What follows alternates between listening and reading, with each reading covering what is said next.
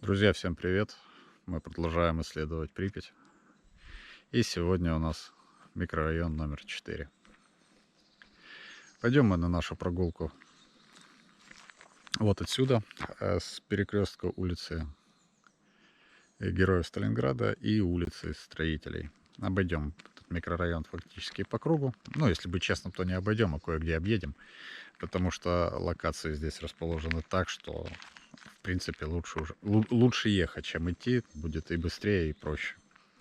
Поэтому да, мы сейчас посмотрим на кое-какие места здесь, по улице Героев Сталинграда, потом объедем вокруг, и уже от Леси Украинки мы зайдем внутрь 4-го микрорайона и посмотрим уже на микрорайон изнутри. Отличительной чертой 4-го, 5-го, да и 3-го микрорайонов, так сказать, новых микрорайонов Припяти есть 16-этажные дома. Тут уже есть высотная застройка. Всего в Припяти 7 16-этажных домов, и вот сейчас за моей спиной дом проекта 260, так называемая ташкентская застройка. Таких домов в Припяти 5, плюс есть еще два проекта БПС-6, это знаменитая Фудзияма. На тему Фудзиямы поговорим отдельно, потому что там тоже так не все совсем очевидно.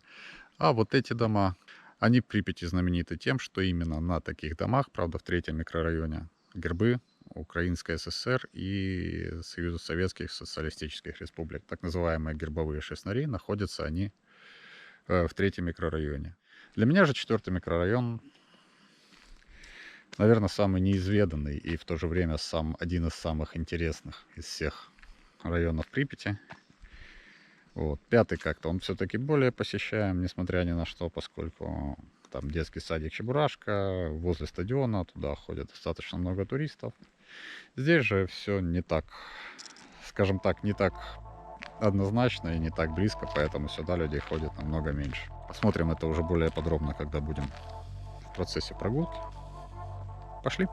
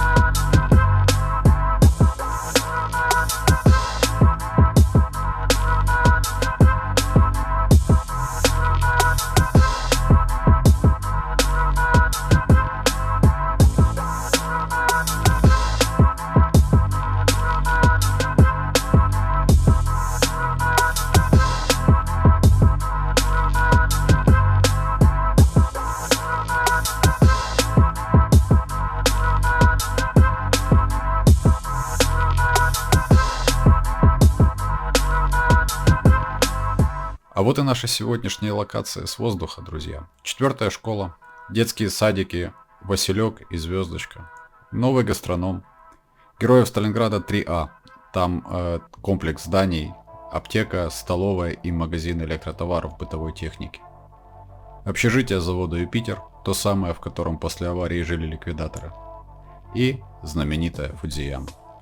Начнем мы наше путешествие от столовки, к ней и переносимся.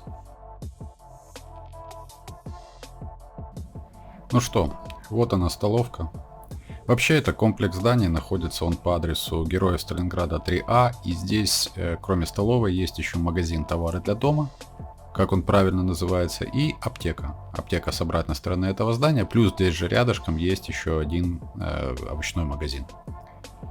Вот, столовка, как вы видите, находится в состоянии плачевном, реально плачевное состояние. Здесь можно увидеть, что обвалился кусок потолочного перекрытия, потянул за собой стену.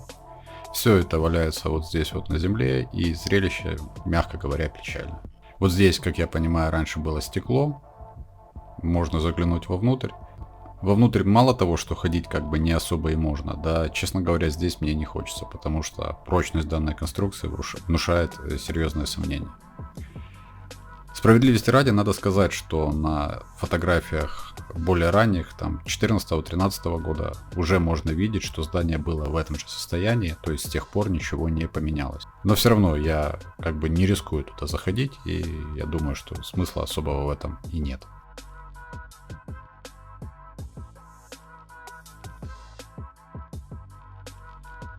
Обойдем сейчас здание, подойдем уже как бы к центральному входу, там, где был магазин «Товары для дома».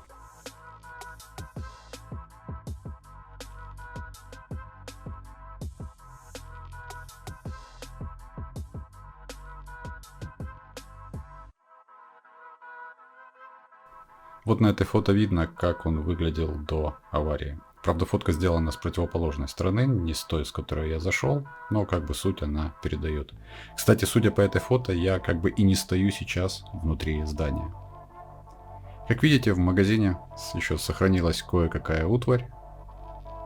Волшебные надписи на дальней стене говорят нам о том, что здесь продавались электротовары и товары культурно-бытового назначения.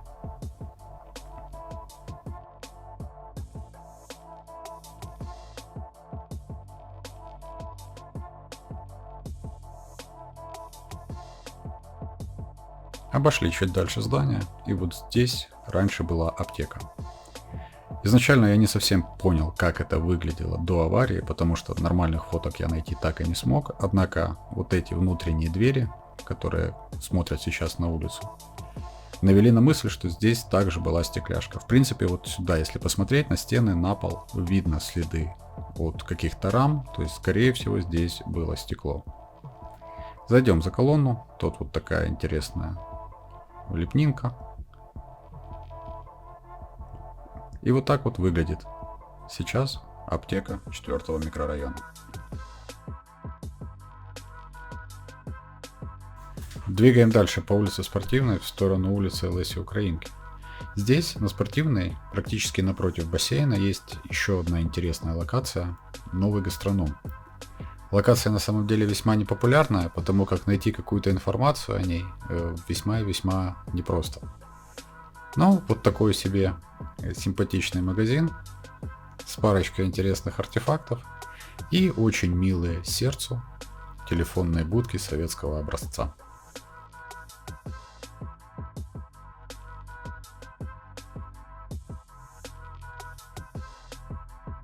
Общежитие завода «Юпитер», друзья.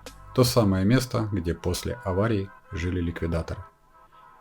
Понятно, что здесь были обеспечены дополнительные меры безопасности для того, чтобы была возможность жить тут в течение двухнедельной вахты.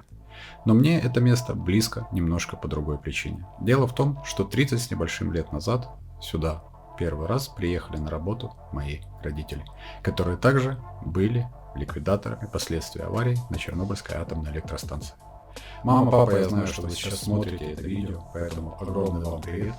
И вот те самые общежития, где вы когда-то жили.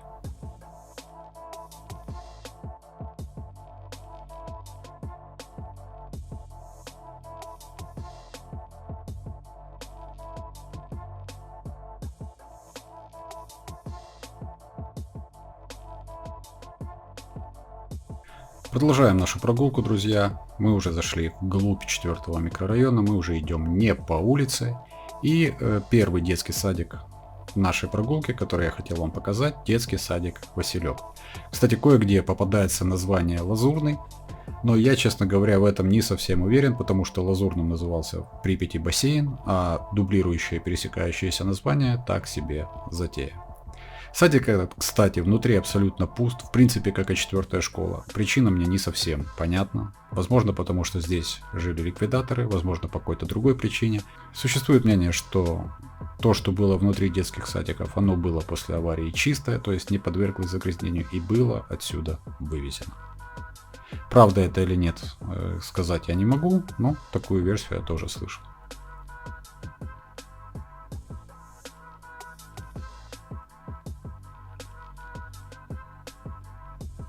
Идем дальше. Следующий детский садик называется «Звездочка».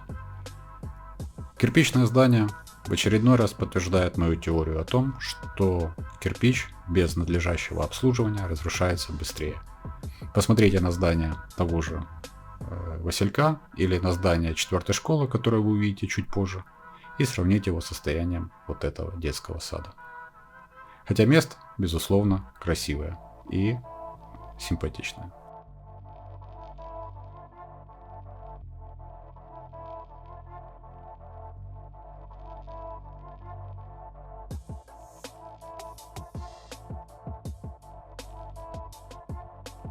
Ну и 4-я школа, друзья.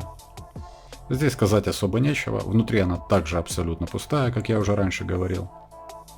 Вот. Но внешне здание сохранилось, и сохранилось достаточно неплохо.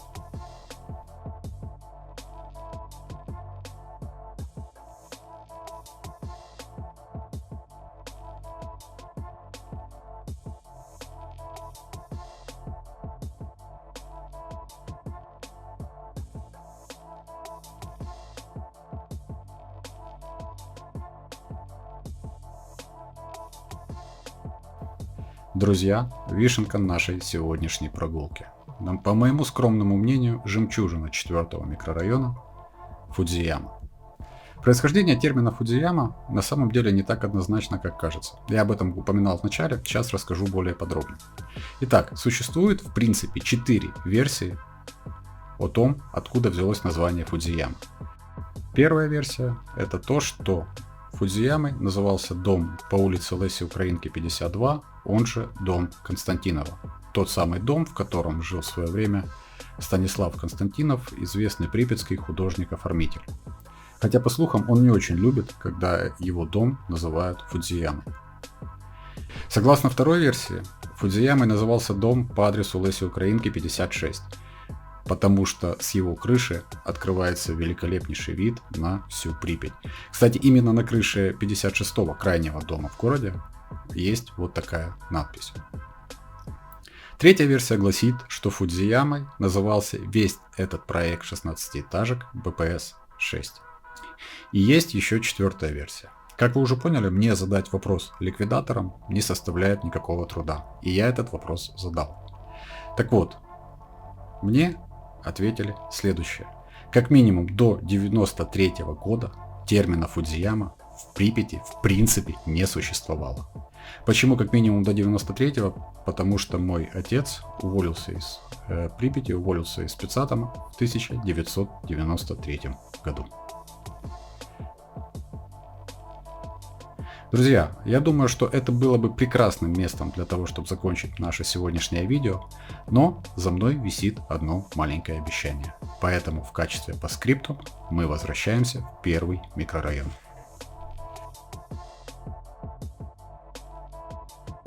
Друзья, как я и обещал ранее, мозаики на магазинах по улице Ленина в 1-м микрорайоне. Автор их Иван Семенович Литовченко, известный украинский советский художник декоративного искусства. Мозаики эти размещены на магазинах «Колосок», «Мясо, рыба, овощи»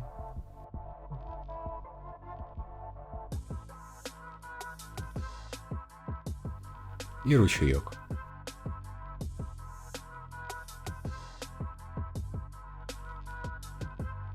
Вот теперь все.